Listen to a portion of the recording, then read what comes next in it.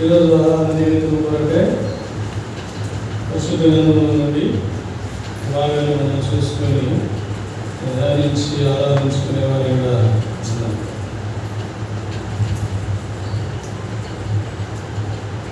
ఎబ్రీ పత్రిక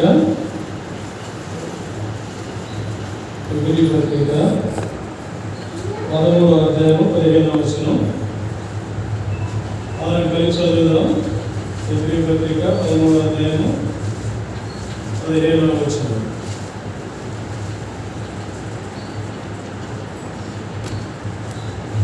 కాబట్టి ఆయన ద్వారా మనం దేవునికి ఎల్లప్పుడూ స్తుతి ఆనందం చేయడం అనగా ఆయన నామమును కొలుసు జీవ ఫలము అర్పించుదాము. మరో భాగాన్ని కూడా చూద్దాం. యెషయా గ్రంథం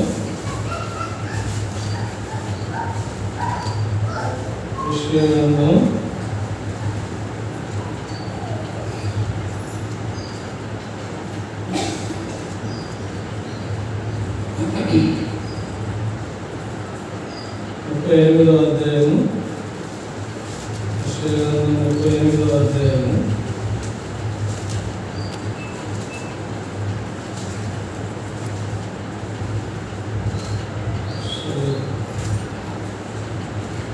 19వ వచనం. వాక్యాన్ని కూడా మనం కలిసి చదువుకుందాం. సజీవులే కదా నేను స్తుతించేది, ఈ దినంలో నేను సజీవుడనై నిన్ను స్తుతించుచున్నాను. తండ్రులు కుమారులకు నీ సత్యమును తెలియజేయుదురు, యెహోవా నన్ను రక్షించువాడు. మరో మాట కూడా చదువుకుందాం. యెషయా గ్రంథం 40వ అధ్యాయం అక్కడే 29వ వచనం. యెషయా గ్రంథం 40వ అధ్యాయం 29వ వచనం. అందులో గురించి చదివిన భాగం కూడా సమస్యలను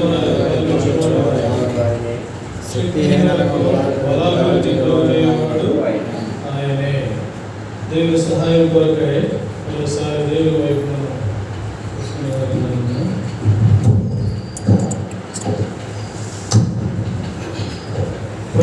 తండ్రి జీవనాయసాయానికి వందనాలు స్తుతులు స్తోత్రములు చెల్లిస్తూ ఉన్నాం. దయల మా తండ్రి నాయన ఇంతవరకు ప్రభువా మీ కృపాక్షేమంలో మమ్మల్ని భద్రపరిచి దయల తండ్రి నాయన మరో ప్రభుత్వము కూడా తండ్రి నేను కొనియాడుకోవాలని నన్ను మమ్మల్ని సజీవులుగా ఉంచి ఏదైనా మీ ఇంటికి తీసుకొచ్చిన మీ ప్రేమకై కృతజ్ఞతాస్తుతులు చెల్లిస్తూ ఉన్నాం. ఆయన కాలం సమయంలో ప్రభా తండ్రి ఇంతవరకు పాటల ద్వారా మీరు మీ నామాన్ని మహింపొందాలని నమ్ముతూ ఉన్నాం. తిరిగి ఆయన మా ప్రభా ఆయన ఆరాధన నిమిత్తం కొరకై చదువుకున్నటువంటి లేఖన భాగాలు మీరు దీవించండి, ఆశీర్వదించండి. ఈ వాక్య భాగాలు తండ్రి చదువుకైనా వివరించడానికి మాత్రం యోగ్యుని కాని ప్రభా ఆయన మీ శివసాలను అడుగుపరుచుకునండి. 29వ పక్షులు నెరవేరుస్తురండి. దయ మాత్రమే నాయన వచ్చినటువంటి బిడ్డలతో మీరే మాట్లాడండి, మాతో మీరు మాట్లాడండి. వాటి పేర్లను ఆరాధించుటకు నన్ను మమ్మల్ని సిద్ధపరుస్తున్నారని ప్రార్థన చేస్తూ ఉన్నాం. దయల మాత్రమే వచ్చిన ప్రతి ఒక్క బిడ్డను బట్టి నేను స్తుతిస్తూ ఉన్నాం. రాగల బిడ్డలు మార్గ మధ్యలో సమయం కోరకుండా తీసుకున్నామని ప్రార్థన చేస్తున్నాం. దేవ సహాయం చేయండి, కృప చూపించండి. ఈ సమయం అంతా దీనికరం మేలుకార్యంగా ఉంచండి. మీ మొదటి ఆలోచించి మీకు అక్షర ఆధారాలు వేయించండి. వచ్చే వారి క్రమంగా మర్యాదని శరీరాలను ఈ పరిశుద్ధ స్థానం యొక్క సరిదని ఎరిగి భయంతో భక్తితో నీ నామాన్ని నాయన మా ప్రభావం మహిమకరంగా ఉంచినట్లు దయచేస్తున్నామని ప్రార్థన చేస్తూ ఉన్నాం. మా తండ్రి నాయన సమయం అంతా దీనికరంగా ఉంచున్నాను. నన్ను నీ చేతులకు అప్పగించుకుంటూ మీ నామాన్ని మా ప్రభువును రక్షకుడైనటువంటి యేసుక్రీస్తు వారి నామములో స్తుతించి ప్రార్థన చేసి సరిగి వేడుకొస్తున్నాము తండ్రి. ఆమేన్.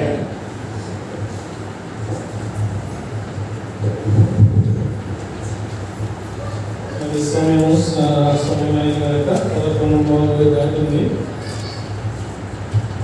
మనం చదువుకున్నటువంటి భాగంలో కొన్ని మాటలు మాత్రం మనం చూసుకొని ఎక్కువ సమయం ఆరాధనకి ఇచ్చే వారిగా ఉండాలి.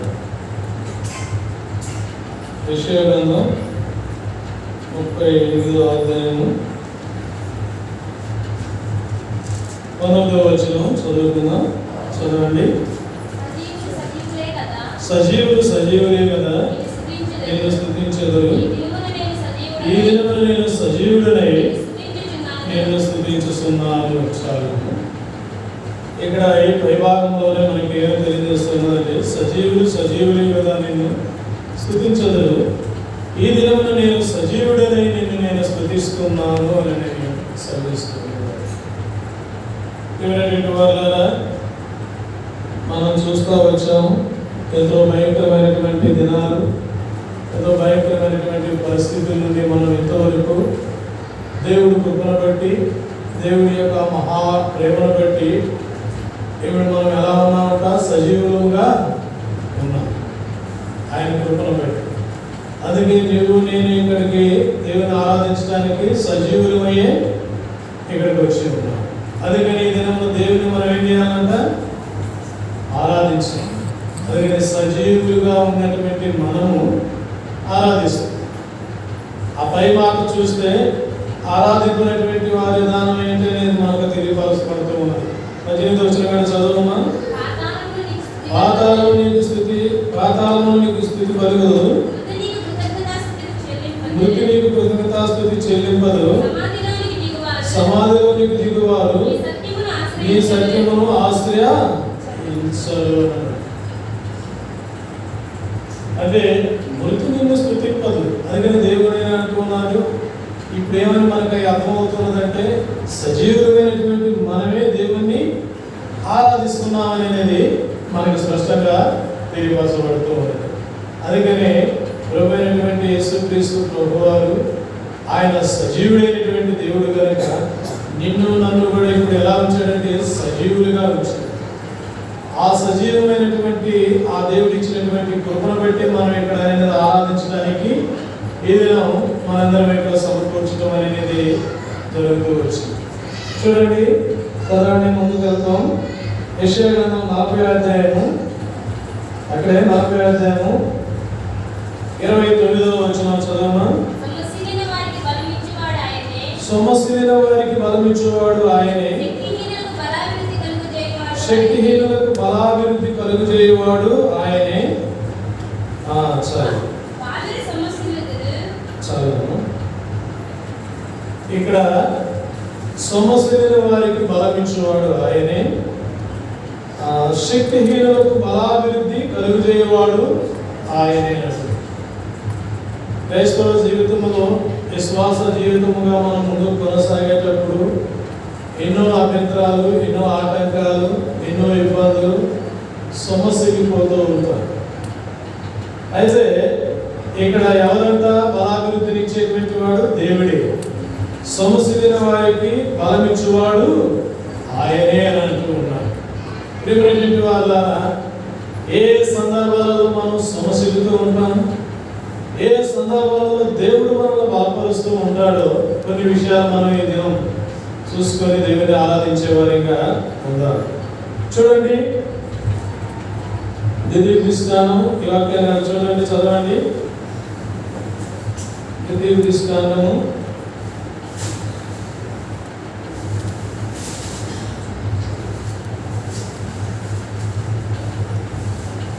32వ అధ్యాయము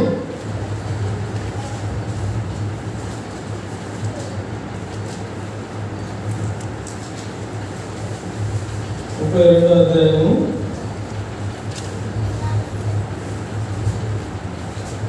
4వ వచనం చూడండి.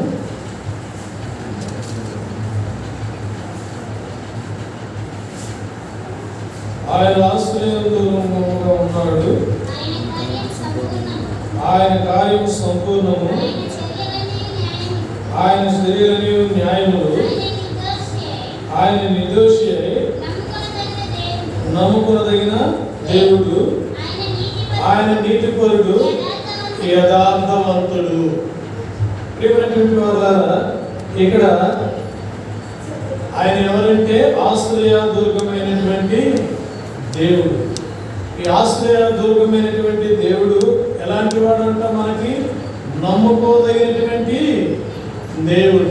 ప్రియమైనటువంటి వారులారా, చాలా విషయాలలో కొంతమంది నమ్ముకోదగినటువంటి వారు ఉన్నారని దీని అర్థాన్ని చూపిస్తూ ఉన్నది.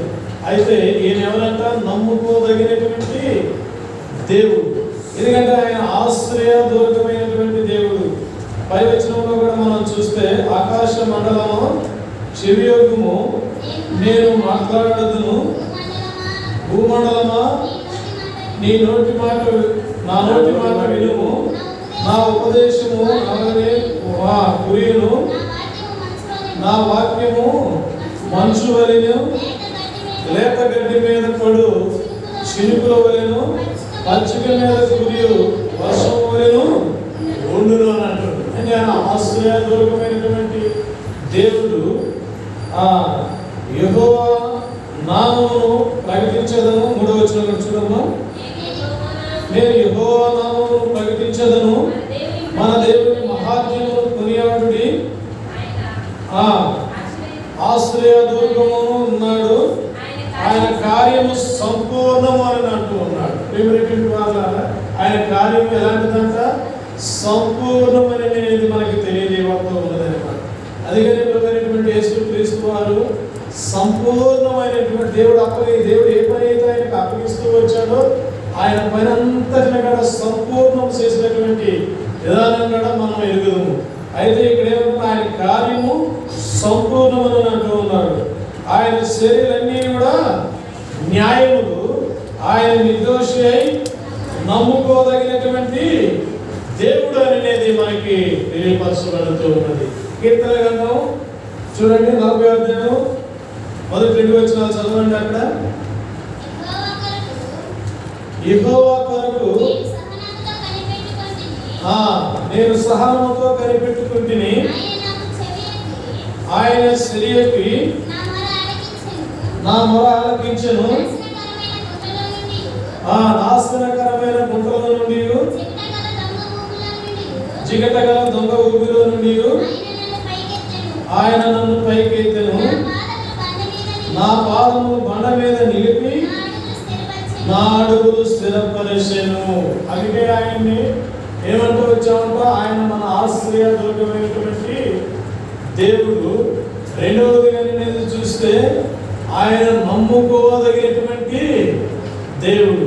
ఏది ఎక్కడ నుండి లేవనెత్తాడని దావీదు కీర్తనకారుడు సెలవిస్తూ ఉన్నాడంటే, ఇక్కడ నాశనకరమైన గుంటలో నుండి, జిగటగల దొంగ ఊపిలో నుండి ఆయన నన్ను పైకెత్తెను, నా పాదము బండ మీద నిలిపి నా అడుగులు స్థిరపరిచెను అని సెలవిస్తూ ఉన్నారు. ప్రియమైనటువంటి వారులారా, అందుకే ఆయన ఆశ్రయ దుర్గమైనటువంటి దేవుడు, నమ్ముకోదగినటువంటి దేవుడు. అందుకనే మనం హెబ్రీ పత్రికలు ఇందాక చదువుతూ వచ్చాం కదా. మొట్టమొదటిగా 13-15 వచనంలో అనేది ఏమంటూ ఉన్నాడంటే, అక్కడ కాబట్టి ఆయన ద్వారా మనము దేవునికి ఎల్లప్పుడూ స్తుతియాగము చేయదము, అనగా ఆయన నామమున ఒప్పుకొనుచు జీవఫలములు అర్పించుదము అని అంటూ ఉన్నాడు. ప్రియమైనటువంటి వారులారా, ఎల్లప్పుడూ మనం ఏం చేయాలంట? స్తుతియాగము చేయాలంట. అందుకే ఆయన ఇక్కడ సెలవిస్తున్నటువంటి మాట, నాశనకరమైనటువంటి గుంట నుండి, జిగటగల దొంగ ఊపి నుండి ఆయన నన్ను పైకెత్తెను, నా పాదములు బండ మీద నిలిపి నా అడుగులు స్థిరపరిచెను అని అన్నాడు. చూసారా, క్రీస్తు అయినటువంటి బండ మీద నిలబడ్డాడు, స్థిరపరచబడ్డాడు. ఆయనకున్నటువంటి బాధలు, కష్టాలు, ఇబ్బందులు అన్నిటి నుండి కూడా దేవుడు ఏం చేస్తూ వచ్చాడంట? దావీదుని రక్షిస్తూ కాపాడుతూ వచ్చాడు. అందుకని ఆయన తరతరాలకు గుర్తుండేటట్టుగా ఈ వాక్యాన్ని రాపిస్తూ ప్రకటన చేస్తూ ఉన్నాడనమాట. యెహోవా కొరకు నేను సహనముతో కనిపెట్టుకుంటుని అంటున్నాడు. మొట్టమొదటైనటువంటి మాట, మనుషులు ఇబ్బంది వచ్చినప్పుడు, కష్టం వచ్చినప్పుడు, బాధ వచ్చినప్పుడు, నింద కానీ అవమానం కానీ మనకి ఏదైనా సరే వచ్చినప్పుడు ఏం చేస్తూ ఉన్నాడంటే, దావీదు జీవితంలో యెహోవా కొరకు సహనము, ఓర్పు కలిగి, నెమ్మది కలిగి, శాంతము కలిగి ఆయన కొరకు ఎదురు చూసేవాడిగా ఉన్నాడనేది దేవుని వాక్యం మనకి తెలియజేస్తూ ఉన్నది. ప్రేమైనటువంటి సహోదరి సహోదరులారా, అటు సహనంతో ఓర్పుతో కనిపెట్టిన వాడే ఉండి దేవుని యొక్క విజయాన్ని పొందుకొని ఆయన అనేది నాశనకరమైనటువంటి గుంటలో నుండి, జిగటగల దొంగ ఊపిలో నుండి ఆయన నన్ను పైకెత్తిను అని నిర్భయంగా చెప్పగలుగుతూ ఉన్నాడు.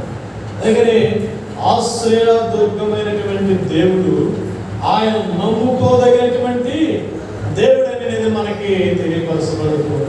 ఇప్పుడు చెప్పండి, నేను నమ్ముకున్నటువంటి దేవుడు గొప్ప దేవుడు, ఆశ్రయ దుర్గమైనటువంటి దేవుడు, అపాయంలో కాపాడేటువంటి దేవుడు, ప్రమాదాల్లో రక్షించేటువంటి దేవుడు, ఆయన మరణము నుండి జీవమునకు మనల్ని దాటించినటువంటి దేవుణ్ణి మనం ఆరాధించడానికి ఈ దినం మన ఎఫ్సీఓ మందిరంలోనికి మనం రావడం అనేది జరుగుతుంది. అందుకని యోహాను సువార్త 4:24 అంటారు కదా, దేవుడు ఆత్మ కనుక ఆయన్ని ఆరాధించేవారు ఆత్మతోనూ సత్యముతోనూ ఆరాధించాలని. ఈ దినం మనం సత్యముగా ఆరాధించడానికి మనం దేవుడు సిద్ధపరుస్తూ ఉన్నాం. ప్రేమటువంటి వాళ్ళ చూడండి, మరో మాట మనం చూద్దాం. అక్కడే కీర్తన గ్రంథము 69వ కీర్తన చూడండి. 69వ కీర్తన 2వ వచనం.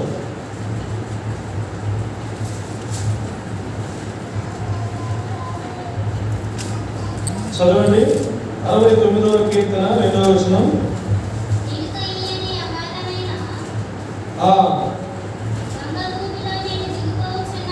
దొంగ ఊపిలో నేను దిగిపోవచ్చున్నాను, అగాధ జలములలో నేను దిగబడి ఉన్నాను, వరదలు నన్ను ముంచివేయుచున్నవి అని. చాలు. ఇక్కడ దావీదు కీర్తనే. ఈ కీర్తనకారుడు మనకి సెలవిస్తున్నటువంటి మాట, నిలవనీయని అగాధమైన దొంగ ఊపిలో నేను దిగిపోవచ్చున్నాను అని అంటూ ఉన్నాను. ప్రేమటువంటి వాళ్ళారా, దేవాది దేవుడు ఎలాంటి సిచ్యువేషన్లో ఉన్నటువంటి వారిని కూడా రక్షించి కాపాడి ఆ అభయాన్ని ఇచ్చి ఆశ్రయ దుర్గముగా నిలబడేటువంటి దేవుడు మనకి కనిపిస్తూ ఉన్నాడు. దావీదు జీవితంలో చూసినట్లయితే తన జీవితం అంతా కూడా ఎన్నో ప్రమాదాలలో, అపాయాలలో, మరణకరమైనటువంటి స్థితిలో నుండి బయలుదేరేటువంటి వచ్చినటువంటి జీవితాన్ని మనం చూస్తూ ఉన్నాం. అయినప్పుడు కూడా దేవుడు తనను కాపాడుతూ తనకు తోడుగా ఉండి ఆశ్రయ దుర్గముగా ఉండి ఆయన రక్షిస్తూ వచ్చినటువంటి విధానం మనకు తెలుసు. ఇక సౌలు చేతి నుండి దావీదుని కాపాడినటువంటి విధానం. అయితే ఇంకా భయంకరమైనటువంటి పరిస్థితులు, అలాంటి పరిస్థితులు అన్నిటి నుండి కూడా ఆయన జీవితంలో అనేది దేవుడు ఎన్నో గొప్ప మేలు చేస్తూ వచ్చాడు. అందుకని తన అనేది నాశనకరమైనటువంటి గుంట నుండి నన్ను పైకి లేవనెత్తాడు అంటారు.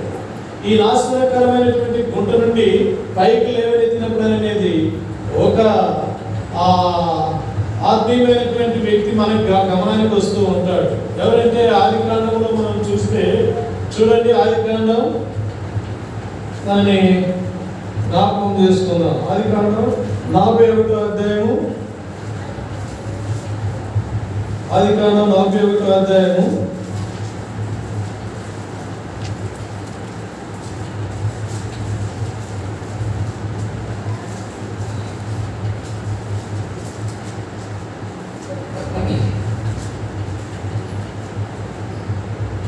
చూడండి, 41వ అధ్యాయం 51-52 వచ్చిన చదవండి.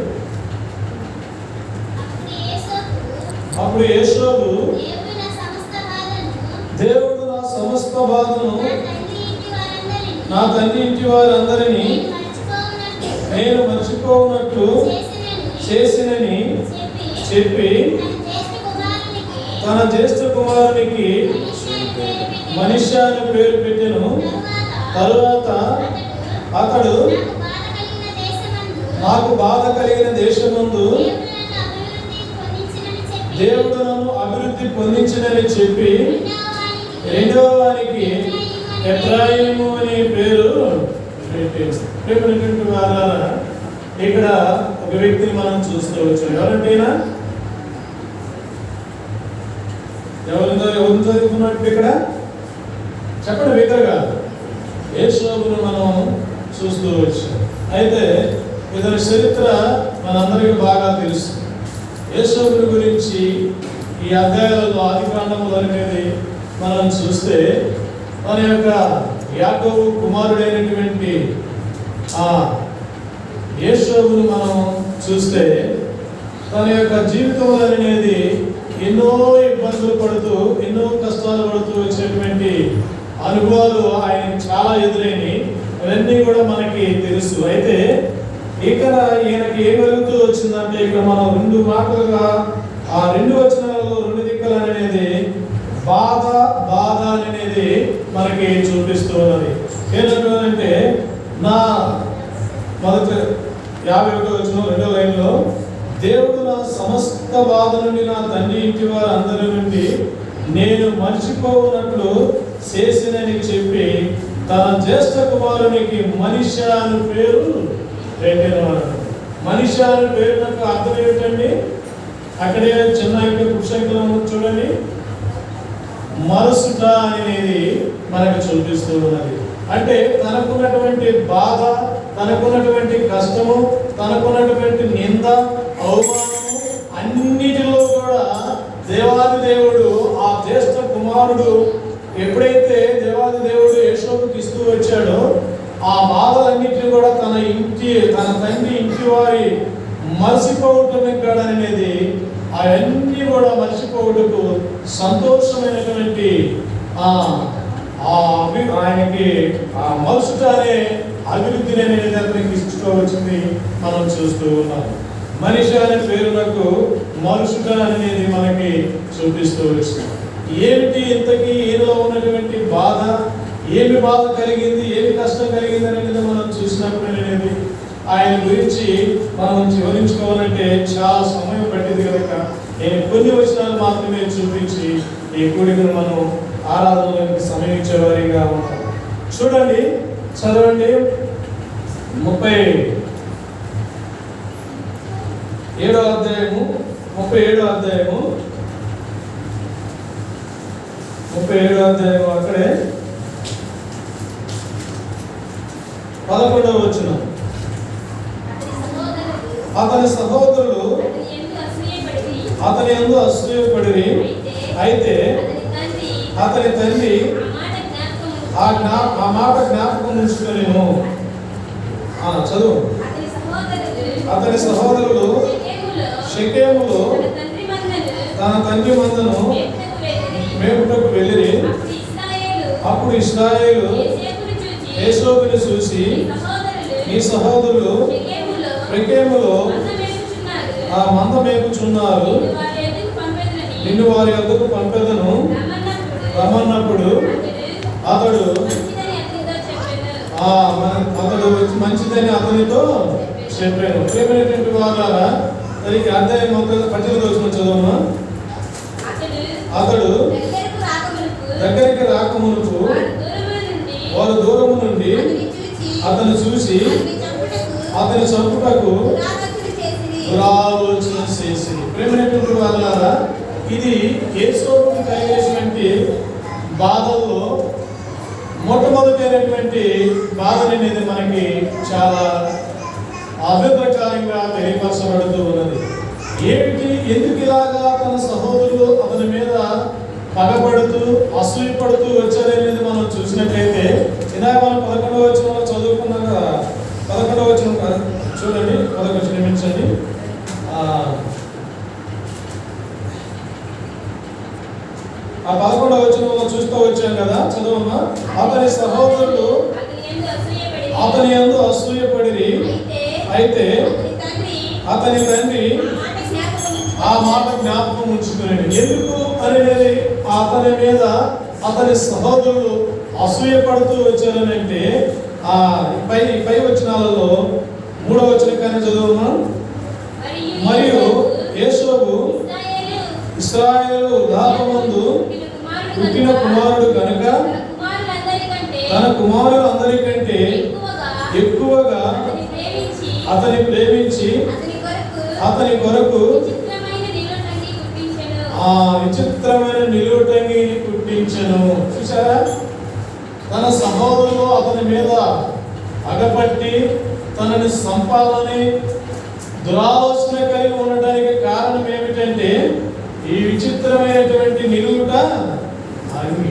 అంటే ఆ కాలంలో అంగి, ఇప్పుడు మనం చొక్కా అంటాము. ఈ చొక్కా అనేది యేసోబు మిగతా 11 మంది సహోదరులు అతని మీద కుట్రపడటానికి, పగబట్టడానికి అది సాదృశ్యంగా అక్కడ వాళ్ళకి అనేది ఉన్నదన్నమాట. ప్రేమైనటువంటి వాళ్ళారా, అతని యందు అసూయపడి తనను చంపటానికి కూడా వెనుదీయలేనటువంటి పరిస్థితి. అయితే ఆయనకి వృద్ధాపమందు ఇశ్రాయేలు యాకోబునకు వృద్ధాపమందు ముసలితనమందు పుట్టినటువంటి లాస్ట్ కుమారుడుగా మనకి తెలియపరచబడుతూ ఉన్నారు. ప్రేమైనటువంటి వాళ్ళు అతని యందు అతనికి ఇష్టము కలిగినందువల్ల అతనికి నిలువుటంగిని, విచిత్రమైనటువంటి నిలువుటంగిని పుట్టించినందుకు మిగతా వారందరికీ ఆసూయ కలిగి అగబడినట్టుగా అనేది దేవాది దేవుని వాక్యం మనకి అనేది తెలియపరచబడుతుంది. చూడండి, అక్కడే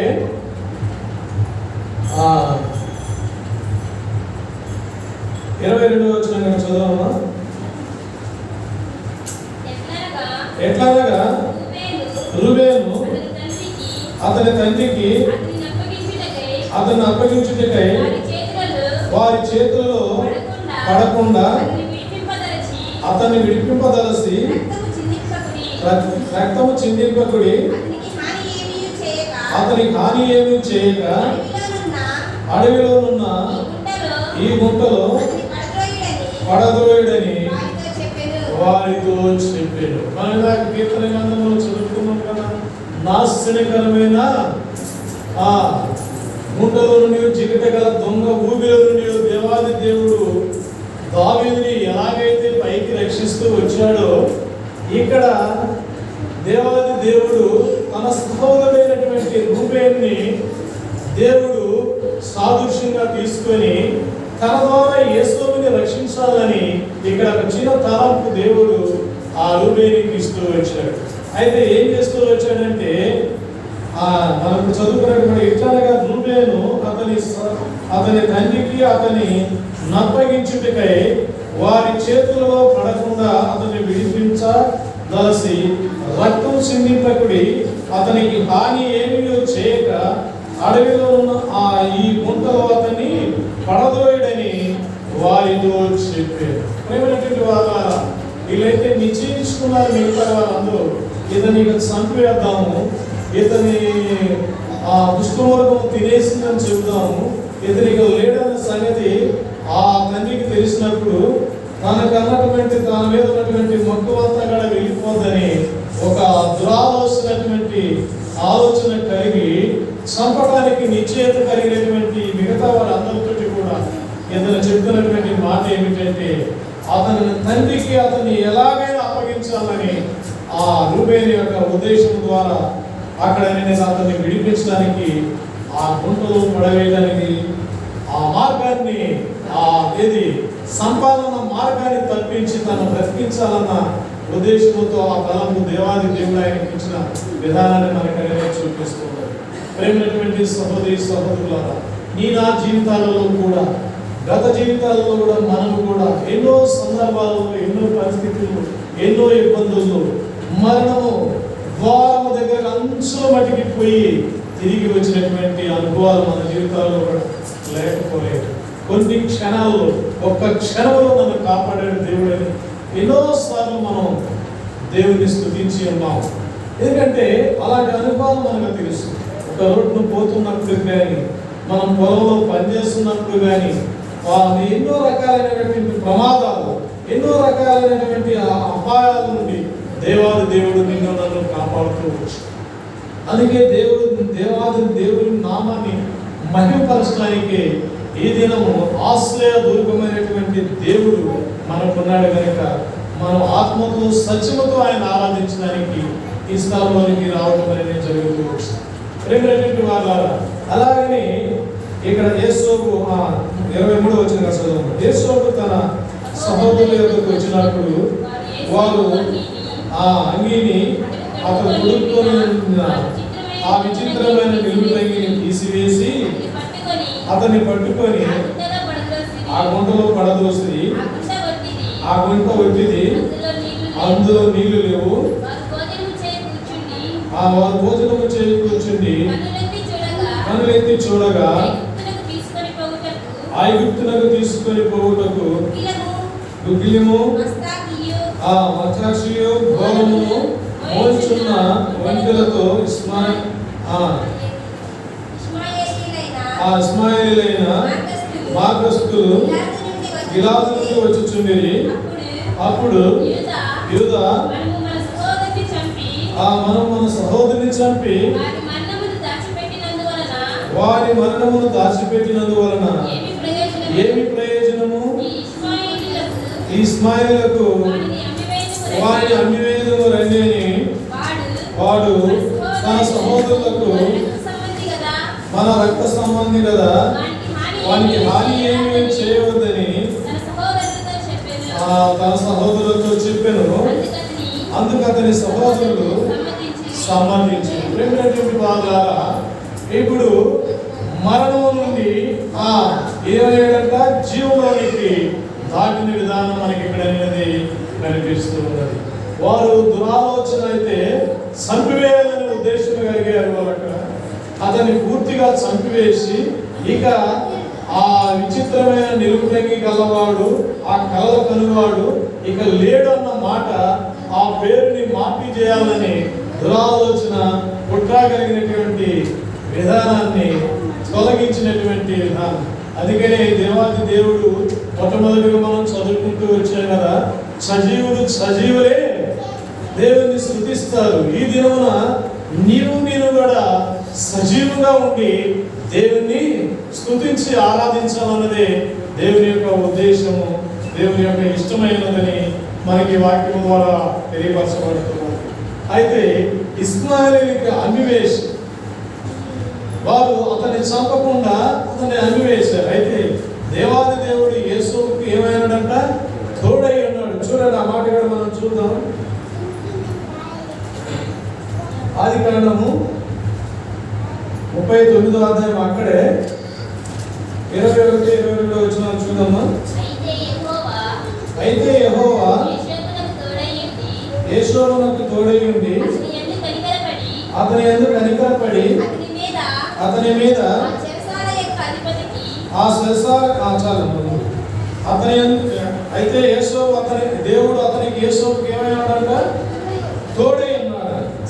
ఆ తోడై ఉన్నది వలనే అతని ఎన్ని రకాలుగా వాళ్ళు హింస పెట్టి చంపాలన్న ఆలోచనలన్నీ కూడా కాపాడి వారి చేతి నుండి దేవాది దేవుడు యేసోవును రక్షిస్తూ వచ్చాడు. అక్కడ మాత్రమే కాదు, వారి సహోదరుల చేతిలో నుండి మాత్రమే కాదు, ఆ ఇష్మాయేలుకి అమ్మివేయబడ్డప్పుడు ఐగుప్తు దేశానికి తీసుకెళ్ళినప్పుడు అక్కడ అనేది పోతీఫరు యొక్క ఆ ఇంట్లో ఉన్నప్పటికీ కూడా అక్కడ కూడా దేవుడు తోడై ఉండి ఆయన అక్కడ ఉన్నటువంటి దేశంలో ఉన్నటువంటి ప్రజలందరి మీద అధికారిగా ప్రధానిగా చేయబడుతూ వచ్చాడు. ప్రేమైనటువంటి వాళ్ళారా, అంతేకాదు అతని భార్య యందు కొన్ని నిందలు వచ్చినప్పటికీ కూడా దేవాది దేవుడు యేసోవుకు తోడై ఉండి ఆయన చెరసాలకు అప్పగింపబడ్డప్పుడు కూడా ఆ చెరసాలలో కూడా ఆ చెరస ఖైదీలు, ఆ చెరసాలలో ఉన్నటువంటి అధిపతులు వారందరూ కూడా దేవాది దేవుడు యేసోవుకు సమ్మతించినటువంటి వారుగా యేసోవు అక్కడక్కడ వారిపై అధికారం చేయడానికి దేవుడు సహాయం చేస్తూ వచ్చినటువంటి కృపను మనకు దేవుడు చూపిస్తూ ఉన్నాడు. ఎందుకంటే అన్నిటికంటే ముఖ్యమైనది దేవాది దేవుడు యేసోవుకి ఏమైనాడంట? తోడై ఉండటం వల్ల అతను వెళ్ళిన మార్గం అంతట్లో కూడా నీ దేవుడైనటువంటి యెహోవా నీకు తోడై ఉండునుగాక వాగ్దానం తన పట్ల నెరవేరుతూ వచ్చింది. మన జీవితాల్లో కూడా మనం చూసుకున్నట్లయితే ప్రతి స్థలమందు కూడా క్రైస్తవ జీవితంలో ఉన్నటువంటి విశ్వాసులైనటువంటి మన జీవితాల్లో మనం వెళ్ళే స్థలాలలో కూడా ఆయన కుమారులు, ఆయన కుమార్తెలుగా మనం ఉన్నప్పుడు అనేది ఎదుటివారు నీకు ఇచ్చేటువంటి ఘనత, ఎదుటివారు నిన్ను చూసి ప్రేమగా పలకరింపులు ఆయన మార్గంలో. ఎందుకంటే నీ గొప్పతనాన్ని బట్టి, నా గొప్పతనాన్ని బట్టి కాదు, కానీ దేవాది దేవుడు క్రైస్తవులు, దేవాది దేవుని బిడ్డలు, వీళ్ళు ప్రార్థనా పరులన్న విషయాన్ని తెలుసుకొని నిన్ను చూసి భయపడేటువంటి వారిగా ఉంటారు. యేసోవును చూసినప్పుడు ఆ దేశంలో ఉన్న ప్రజలందరూ కూడా భయపడుతూ వచ్చారు. ఆయన అధికారం కిందకు వస్తూ వచ్చాడు. పోతీఫరు అనేది ఆ దేశం మొత్తం మీద ఆయన్ని ఒక నాయకుడిగా నిలబెడుతూ వచ్చాడు. తను చెప్పిందే వేదం, తను ఎలా అయితే చెప్పాడో అలాగనే జరగవలసిన సమస్తాన్ని కూడా ఆ యేసోబు చేతికి అప్పగించే విధానం అనేది చూపిస్తూ వచ్చాడు.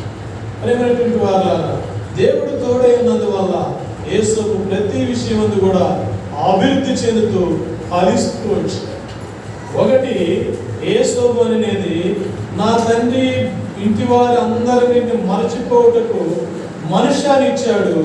మనిషి అనే దానికి అర్థాన్ని మరచుట అనేది చూస్తూ వచ్చాము.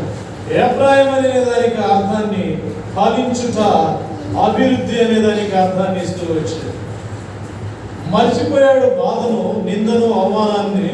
అయితే ఐగుప్తు దేశంలో పోతీఫరు ఇంట్లో ఉండి ఆ దేశాన్ని అంతా పాలిస్తూ అభివృద్ధి చెందుతూ ఫలిస్తూ వచ్చిన విధానాన్ని అనేది దేవాది దేవుడు చూపిస్తూ వచ్చాడు. మన జీవితాల్లో కూడా ఒకప్పుడు ఈ అభివృద్ధి లేదు, ఒకప్పుడు ఈ సంతోషము లేదు, ఒకప్పుడు ఈ ఆనందము లేదు, ఒకప్పుడు ఈ నెమ్మది, శాంతి, సమాధానం మనకి లేదు.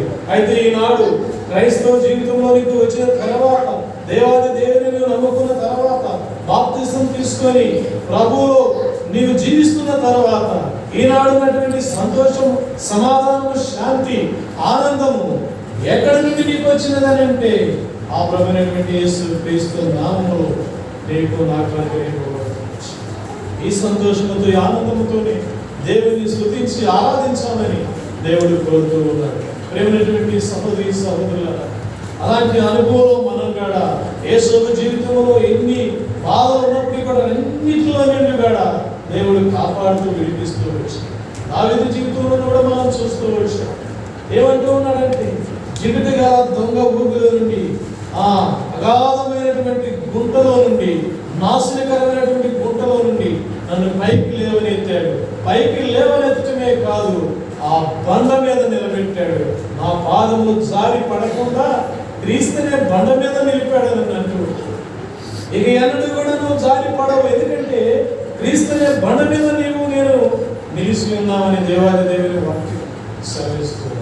ప్రేమైనటువంటి వాళ్ళ ఎలాంటి స్థితి నుండి ఎలాంటి స్థితిలోకి తీసుకొచ్చాడో దేవుడు, అలాంటి గొప్ప దేవుడు, ఆశ్రయదుర్గమైనటువంటి దేవుడు, ఆయన నమ్ముకోదగినటువంటి దేవుని మనం ఆరాధించడానికి ఈ స్థలంలో సమకూర్చబడుతుంది.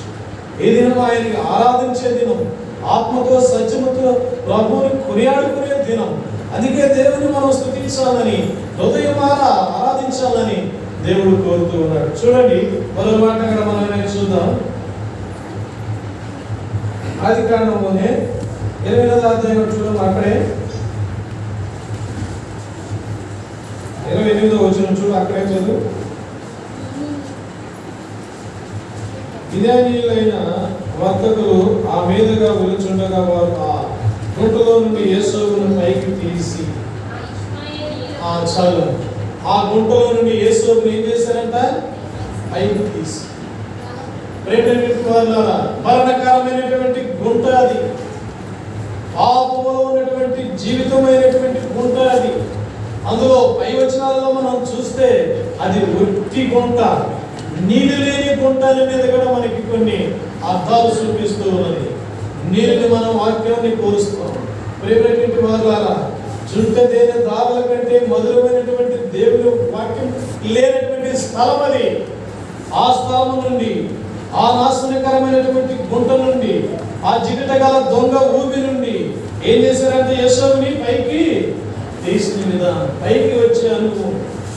ఆత్మీయ జీవితంలో నీవు నేను ఎదుగుటానికి దేవుడు ఇస్తున్నటువంటి కృపగలిగినటువంటి జీవితం.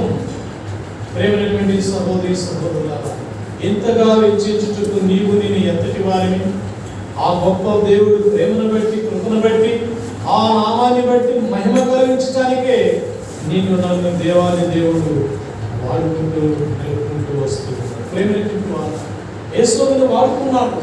ఆ ఐగుప్తు దేశంలో పోతీఫరు ఇంట్లో ఆ దేశాన్ని అంతటిని వేయడానికి అతను చెప్పిందే వేదం, అతను చెప్పిందే ఆ దేశం అంతటికి ఆజ్ఞగా పాటిస్తూ ఆయన మాటకు విని ఆయన మాటకు విధేయత చూపిస్తూ వచ్చిన విధానాన్ని నేను చూపిస్తాను. ఎవరిని బట్టి?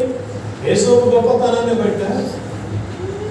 దేవాది దేవుడు నామం ఆయనకు ఉన్నది కనుక, దేవాది దేవుడు ఆయనకు తోడై ఉన్నాడు కనుక ఆయన ద్వారా గొప్ప కార్యాలు ఆ ప్రాంతం అంతట్లో కూడా చేపిస్తూ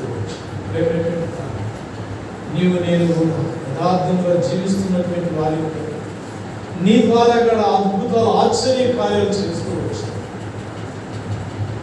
నీ ద్వారా కానిటువంటి విషయాలు, నీకు అసాధ్యమైనటువంటి విషయాలు, నీకు తెలియనటువంటి సంగతులు నీకు నేర్పిస్తూ, వినిపిస్తూ, చూపిస్తూ, ఎటు వెళ్ళాలో తెలియనటువంటి స్థితిలో నీకు మార్గాన్ని చూపించినటువంటి దేవుడు నిన్ను స్తుతిస్తాడు.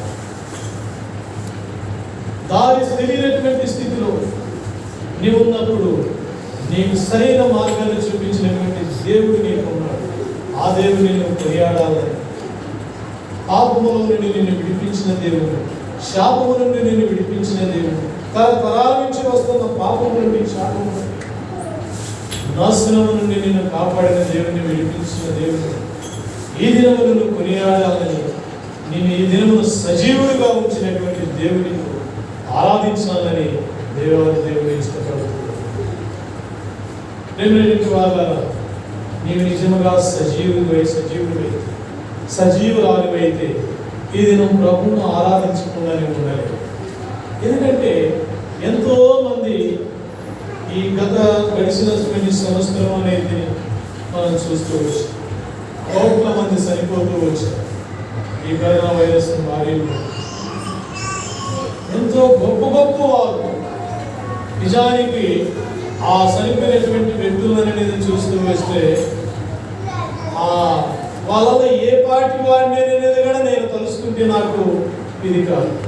అయితే నేను నమ్ముకున్నటువంటి దేవుడు గొప్పవాడు, ఆయన ఆశ్రయ దుర్గమైనటువంటి దేవుడు కనుక నన్ను ఈ దినమున సజీవుడిగా ఉంచి, అందుకే నేను నా హృదయమాల దేవుడిని స్తుతించడానికి నేను ఇష్టపడుతున్నాను. ఆయనకు నీకు ఉన్నది కనుక, నీవు సజీవుగా ఉన్నావు కనుక, నిన్ను సజీవుగా కాపాడుతూ వచ్చాడు కనుక, యేసుని ఆ నాశనకరమైన గుంట నుండి ఎలాగ రక్షిస్తూ వచ్చాడు, దావీదుని ఎలాగ రక్షిస్తూ వచ్చాడు, నిన్ను నన్ను కూడా అలాగ రక్షించినటువంటి దేవుణ్ణి నోరారా, హృదయమారా, మనసారా స్తుతించి ఆరాధించాలని దేవుడు కోరుతున్నాడు. చూడండి మన మాట చూడండి. కీర్తన గ్రంథం 103వ కీర్తన